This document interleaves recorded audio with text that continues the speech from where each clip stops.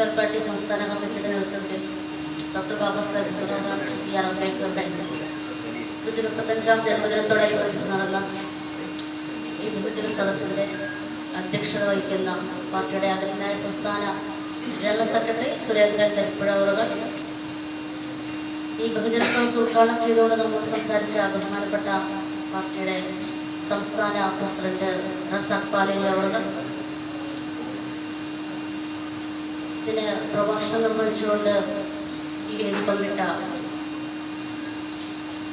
പാഠഭേദ മാസികയുടെ editor Mriduladevi, FSCHMS സംസ്ഥാന general secretary AK Sajeev, social activist Jaise Pandanad, പാർട്ടിയുടെ ആദരണീയനായ ജില്ലാ പ്രസിഡന്റ് KK സാദിഖ് അവറുകൾ, ഇവിടെ എത്തിച്ചേർന്നിരിക്കുന്ന പാർട്ടിയുടെ ഏറ്റവും പ്രിയങ്കരായ സഹപ്രവർത്തകരെ, ഫെറ്റേണിറ്റിയുടെ പ്രിയപ്പെട്ട സഹപ്രവർത്തകരെ, എല്ലാവർക്കും സ്നേഹോഷ്മളമായ വിപ്ലവ അഭിവാദ്യങ്ങൾ അർപ്പിക്കുകയാണ്. നമുക്കറിയാം, വളരെ സന്തോഷമുള്ളൊരു ദിനമാണിത്, ബാബാസാഹേബ് അംബേദ്കറുടെ 135-ാം ജന്മദിനം. എങ്കിൽ പോലും നമ്മളെ വേദനിപ്പിക്കുന്ന കാര്യങ്ങളിലൂടെയാണ് നമ്മൾ കടന്നുപോയിക്കൊണ്ടിരിക്കുന്നത്. കഴിഞ്ഞ ദിവസം തന്നെ ജാതീയതയിൽ മരണപ്പെട്ട അല്ലെങ്കിൽ കൊല ചെയ്യപ്പെട്ട ജിതിൻ രാജ് എന്ന് പറയുന്ന നമ്മുടെ പ്രിയപ്പെട്ട സഹോദരൻ, നിങ്ങളുടെയൊക്കെ മകനാകാൻ വേണ്ടി മാത്രം പ്രായമുള്ള, വളരെ പ്രതീക്ഷയോടുകൂടി ഒരു ക്യാമ്പസിലേക്ക് എത്തിച്ചേർന്ന, അതിൻ്റെ വിദ്യാഭ്യാസം എന്ന് നമ്മൾ പറയുമ്പോൾ തന്നെ നമുക്കറിയാം, +2 തലത്തിലും ഹൈസ്കൂൾ തലത്തിലും ഫുൾ A+ വാങ്ങിക്കൊണ്ട് BDS എന്ന് പറയുന്ന ഒരു ഡോക്ടറാവാൻ വേണ്ടി അതിൻ്റെ എൻട്രൻസ് പോലും ഒരു കോച്ചിങ് പോലും നടത്താതെ തന്നെ തനിയെ വീട്ടിലിരുന്ന് പഠിച്ചുകൊണ്ട് എൻട്രൻസ് പരീക്ഷ പാസ്സായിക്കൊണ്ട് കണ്ണൂർ മെഡിക്കൽ കോളേജിലേക്ക് പഠിക്കാനെത്തിയൊരു വളരെ സ്വപ്നങ്ങളോടുകൂടി തൻ്റെ ജീവിതത്തിലെ തൻ്റെ കഷ്ടപ്പാടുകളെല്ലാം മാറ്റിക്കൊണ്ട് തൻ്റെ അച്ഛൻ്റെ അമ്മയുടെ വലിയ പ്രതീക്ഷയായി മാറിയ നമ്മുടെ പ്രിയ സഹോദരൻ ഈ കാലത്ത്, ഈ നെറുകെട്ടൊരു കാലത്ത് ജാതീയതയാൽ കൊല ചെയ്യപ്പെട്ടിരിക്കുന്ന ഒരു സാഹചര്യത്തിൽ കൂടെയാണ് നമ്മൾ കടന്നുപോയിക്കൊണ്ടിരിക്കുന്നത്. കേരളത്തിലെ ക്യാമ്പസുകൾ എടുത്ത് നോക്കുമ്പോൾ ഈ 5 വർഷക്കാലമായി പരിശോധിച്ചു കഴിഞ്ഞാൽ 118% ജാതീയത നിറഞ്ഞു നിൽക്കുന്ന ഒരു ക്യാമ്പസ് ചരിത്രമാണ്, അല്ലെങ്കിൽ ക്യാമ്പസ് കാലഘട്ടമാണ് നമുക്ക് മനസ്സിലാക്കാൻ സാധിക്കുന്നത്. കേരളത്തിലെ ക്യാമ്പസ്, ഇന്ത്യയിലെ ക്യാമ്പസുകളിൽ ജാതീയതയും വർഗീയതയും നിറഞ്ഞാടുന്ന ഒരു സാഹചര്യത്തിലൂടെയാണ് നമ്മൾ കടന്നു പോകുന്നത്. നമ്മളിപ്പോഴും ചോദിച്ചുകൊണ്ടിരിക്കുന്നു, വേർ ഈസ് നജീബ് എന്ന്. നജീബ് എവിടെയാണെന്ന് ഇപ്പോഴും നമ്മൾക്കറിയില്ല. അതുപോലെ തന്നെ നമ്മൾക്കറിയാം, നമ്മുടെ സഹോദരൻ രോഹിത് വിമൂലയെ കുറിച്ച് നമ്മൾക്കറിയാം. ഈ ജാതിയുടെ രക്തസാക്ഷിയായി മാറിയ പ്രിയ സഹോദരൻ രോഹിത് വിമൂല, ഇവിടെ പറയുകയുണ്ടായി, രജനീയ സ്ഥാനത്ത് മുതൽ നമ്മളൊരു നീണ്ട ലിസ്റ്റ് എടുത്തു നോക്കിയാൽ നമുക്ക് മനസ്സിലാക്കാൻ സാധിക്കും. എപ്പോഴും ക്യാമ്പസുകളിൽ വർഗീയതയ്ക്കെതിരെ ചോദ്യം ചെയ്ത നമ്മുടെ പ്രിയപ്പെട്ടരായ ഉമർ ഖാലിദും ഷർജിൽ ഇമാമും ഒക്കെ ഇപ്പോൾ UAPA ചുമത്തി ജയിലിൽ അകപ്പെട്ട് കിടക്കുന്ന ഒരു കാലഘട്ടമാണ് നമ്മുടെ മുന്നിലുള്ളത്. നമ്മുടെ വിദ്യാർത്ഥികൾ ക്യാമ്പസുകളിൽ സുരക്ഷിതരാണോ? അവർ സുരക്ഷയോടുകൂടിയാണോ ക്യാമ്പസുകളിൽ അവരുടെ പഠനം പൂർത്തിയാക്കി പോകുന്നത്? നമ്മൾ ഈ കാലഘട്ടത്തിൽ വളരെ അതിരൂക്ഷമായൊരു ചോദ്യചിഹ്നം നമ്മുടെ മുന്നിൽ നിലനിൽക്കുകയാണ്. നമുക്കറിയാം, 2022 സ്വാതന്ത്ര്യദിന സമരത്തിന്റെ അന്ന് ജയ്പൂരിൽ ഒരു അധ്യാപകൻ 7ാം ക്ലാസ്സിൽ പഠിക്കുന്ന ഒരു വിദ്യാർത്ഥിയെ തല്ലിക്കൊന്നു. അധ്യാപകർക്ക് വേണ്ടി മാറ്റിവെച്ച കുടത്തിലെ വെള്ളം കുടിച്ചു എന്ന കാരണത്താൽ ഒരു ദളിത് വിദ്യാർത്ഥിയെ ആ അധ്യാപകൻ തല്ലിക്കൊന്നൊരു സ്വാതന്ത്ര്യ ദിനം നമ്മുടെ മുന്നിൽ കൂടെ കടന്നു പോയിക്കൊണ്ടിരിക്കുകയാണ്. ഈ ഒരു കാലഘട്ടത്തിന് യാതൊരു മാറ്റവുമില്ല എന്ന് നമുക്ക് മനസ്സിലാക്കാൻ സാധിക്കുന്നുണ്ട്.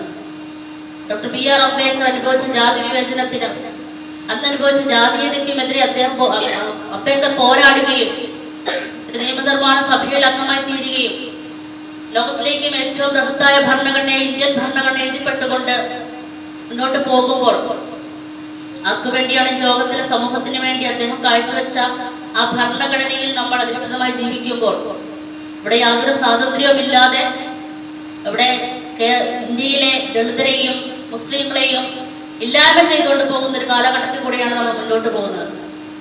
ഇത്തരത്തിലൊരു കാലഘട്ടം നമ്മൾ മുന്നോട്ട് പോകുമ്പോൾ, ഇവിടെ എനിക്ക് മുന്നേ സംസാരിച്ചവർ പറഞ്ഞതുപോലെ, നമ്മൾ നിശബ്ദരായി കൊണ്ടിരിക്കുകയാണോ എന്നൊരു ചോദ്യം നമ്മളുടെ മുന്നിലുണ്ട്. നമ്മൾ ആരൊക്കെയാണ് ഇതിനെതിരെ സംസാരിച്ചു കൊണ്ടിരിക്കുന്നത്? നമ്മൾ ആരൊക്കെയാണ് ഇതിനെതിരെ തെരുവിലിറങ്ങിക്കൊണ്ടിരിക്കുന്നത്? ഈ ഒരു കാലഘട്ടത്തിൽ നമ്മൾ നിശബ്ദരായിക്കൊണ്ടിരിക്കുമ്പോൾ നമ്മൾ മനസ്സിലാക്കേണ്ടത് നമ്മുടെ സഹപ്രവർത്തകർ, നമ്മുടെ കുഞ്ഞുങ്ങൾ, ഇനിയുള്ള നമ്മുടെ തലമുറകൾ നമ്മുടെ സുരക്ഷിതരല്ലാത്ത ഒരു സാഹചര്യത്തിലാണ് നമ്മൾ മുന്നോട്ട് പോകുന്നത്. ആ ഒരു കാലഘട്ടത്തിനെ നമ്മൾ എങ്ങനെയാണ് അതിജീവിക്കുക എന്നുള്ളത് വളരെ പ്രയാസകരമായ ഒരു കാര്യം തന്നെയാണ്. നമ്മൾക്ക് സംസാരിക്കണേ, നമ്മൾ എങ്ങനെയാണ് ഇതിനെ പ്രതിരോധിക്കേണ്ടത്? അത് വാക്കുകളിലൂടെയാണെങ്കിൽ ആ വാക്കുകളിലൂടെ നമ്മൾ പ്രതിരോധിക്കേണ്ടതുണ്ട്.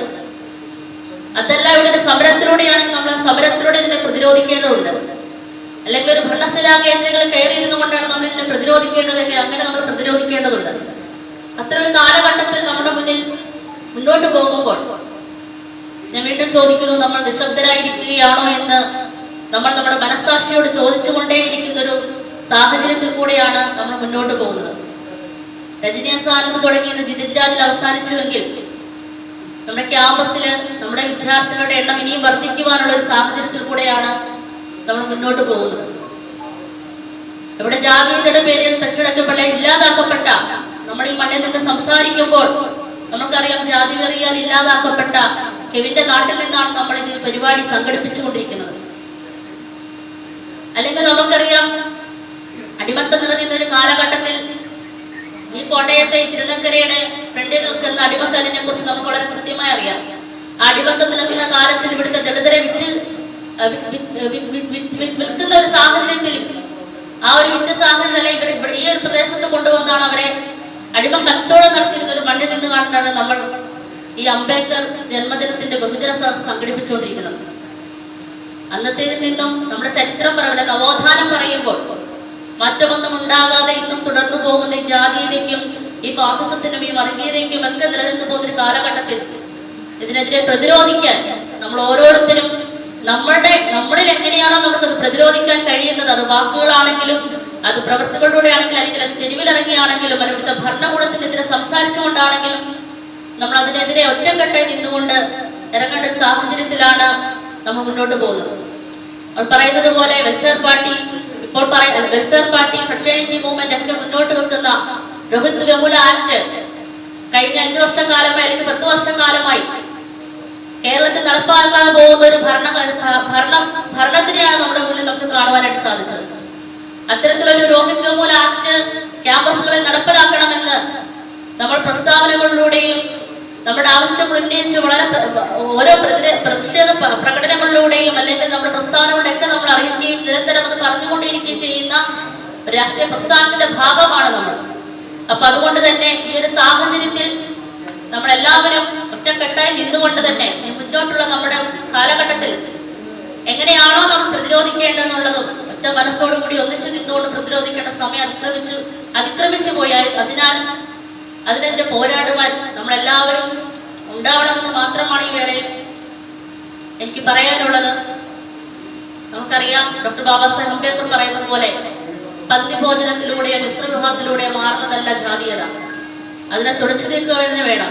അതിന് ഇത്തരത്തിലുള്ള സാഹചര്യത്തിലൂടെ നമുക്ക് മാറ്റുവാൻ കഴിയില്ല. ഈ ജാതീയതയ്ക്കെതിരെ നമ്മൾ നിരന്തരം ശബ്ദിച്ചുകൊണ്ടിരുന്നാൽ മാത്രമേ, അല്ലെങ്കിൽ ഈ വർഗീയതയ്ക്കെതിരെ നിരന്തരം ശബ്ദിച്ചുകൊണ്ടിരുന്നാൽ മാത്രമേ ഇതിനൊരു അവസാനം ഉണ്ടാവൂ എന്ന് മാത്രം പറഞ്ഞുകൊണ്ട് ഈ ഒരു പരിപാടിക്ക് നന്ദി പറയുന്നതിന് വേണ്ടി നമ്മുടെ ഈ ബഹുജന സദസ്സ് ഉദ്ഘാടനം ചെയ്തുകൊണ്ട് നമ്മൾ സംസാരിച്ച നമ്മുടെ ആദരണീയനായ സംസ്ഥാന പ്രസിഡന്റ് രക്ഷാ പാലരി അവർക്ക് ഈ പരിപാടിയുടെ സംസ്ഥാന കമ്മിറ്റിയുടെ പേരിലുള്ള നന്ദി രേഖപ്പെടുത്തിക്കൊള്ളുന്നു. അതുപോലെ തന്നെ ഇതിന്റെ അധ്യക്ഷ പദവി അലങ്കരിച്ച പാർട്ടിയുടെ ആദരണീയനായ സംസ്ഥാന ജനറൽ സെക്രട്ടറി സുരേന്ദ്രൻ കരിപ്പുഴ അവർക്ക് പരിപാടിയുടെ പേരിലുള്ള നന്ദി അറിയിക്കുന്നു. ഇവിടെ നമ്മുടെ ക്ഷണം സ്വീകരിച്ചിടെത്തിയ ആദരണീയനായ പ്രഭാഷണം നടത്തിക്കൊണ്ട് നമ്മൾ സംസാരിച്ച എം ചിൽസിന്റെ സംസ്ഥാന ജനറൽ സെക്രട്ടറി സജീവ് അവറുകൾ, പാഠഭേദ മാസികയുടെ എഡിറ്റർ സഹോദരി ചേച്ചിമക്കെ മൃദുലാദേവി, അതുപോലെ തന്നെ സോഷ്യൽ ആക്ടിവിസ്റ്റ് ജെയിംസ് പാടനാട് എന്നിവർക്ക് ഈ പരിപാടി പേരിലുള്ള നന്ദി അറിയിച്ചുകൊള്ളുന്നു. അതുപോലെ തന്നെ ഇതിന് സ്വാഗതം ആശംസിച്ചുകൊണ്ട് നമ്മൾ സംസാരിച്ച ബഹുമാനപ്പെട്ട വെൽഫെയർ പാർട്ടി ജില്ലാ പ്രസിഡന്റ് കെ സാദിഖ് അവർക്ക്, ഇവിടെ കൂടിച്ചേർന്ന എന്റെ പ്രിയപ്പെട്ട എല്ലാ സഹപ്രവർത്തകർക്കും, പിന്നെ ജില്ലയുടെ മറ്റു ഭാരവാഹികൾക്കുമെല്ലാം ഒറ്റവാക്കിൽ ആശംസ അറിയിച്ചുകൊണ്ട് ഞാൻ എന്റെ വാക്കുകൾ നിർത്തുന്നു. നിങ്ങൾക്കെല്ലാവർക്കും സ്നേഹോഷ്മളമായ വിപ്ലവ അഭിവാദ്യങ്ങൾ. ജയ് ഭീം, ജയ് വെൽഫെയർ പാർട്ടി.